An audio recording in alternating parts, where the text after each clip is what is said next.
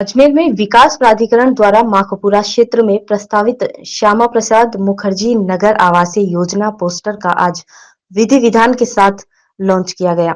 इस अवसर पर मंत्री छाबर सिंह खर्रा अजमेर पहुंचे। कार्यक्रम में विधानसभा अध्यक्ष वासुदेव देवनानी, विधायक अनीता बघेल सहित कई भाजपा नेता मौजूद रहे। मंत्री छाबर सिंह ने मीडिया से बातचीत करते हुए बताया कि अजमेर दक्षिण विधानसभा क्षेत्र में विकास को नई दिशा देने के उद्देश्य से इस योजना की शुरुआत की जा रही है।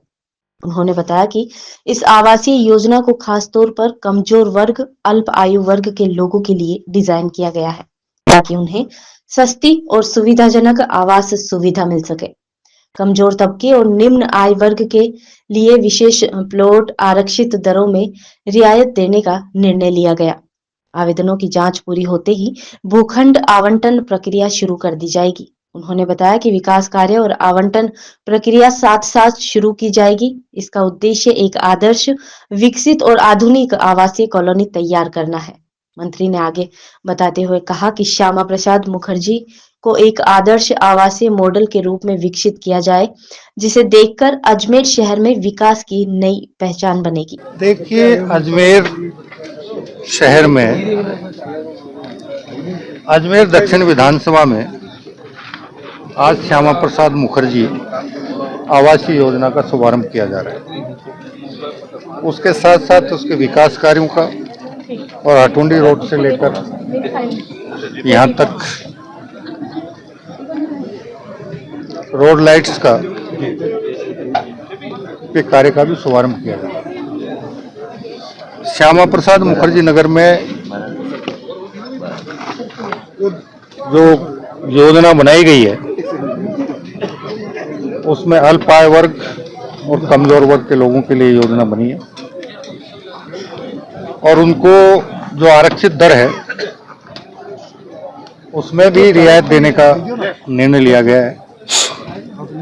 आवेदन शुरू हो चुके हैं। आवेदन प्राप्त होने के बाद आवेदनों की जांच के बाद भूखंड आवंटन की प्रक्रिया शुरू होगी और साथ ही हम ये भी सुनिश्चित करेंगे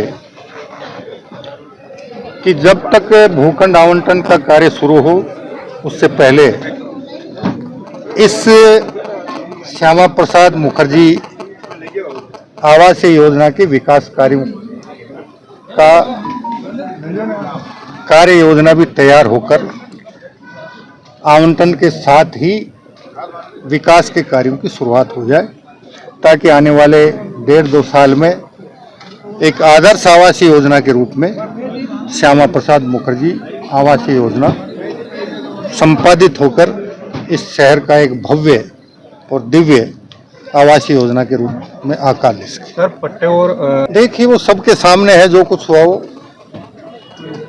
इसलिए उसके बाद हमने जो शहरी सेवा शिविर आयोजित किए उसमें हमने ये प्रयास किया है कि कोई भी आवेदन ऑनलाइन होगा, ऑफलाइन एक भी आवेदन नहीं होगा। ऑनलाइन आवेदन आपने किस तारीख को किया, कितने बजे किया, सारा इलेक्ट्रॉनिक डाटा एकत्रित होता है। शहरी सेवा शिविर के समय जितने ऑनलाइन आवेदन प्राप्त हुए उनमें से अब भी कुछ आवेदन चाहे वो पट्टों से संबंधित हों, चाहे नामांतरण से संबंधित हों, चाहे विभाजन से संबंधित हों, वो लंबित रह गए और उसके लिए हमने 1 सप्ताह का पिछले दिनों दोबारा कार्यक्रम जारी किया था और अब दिसंबर माह में आखिरी मौका सभी नगर निकायों के अधिकारियों को दे रहे हैं।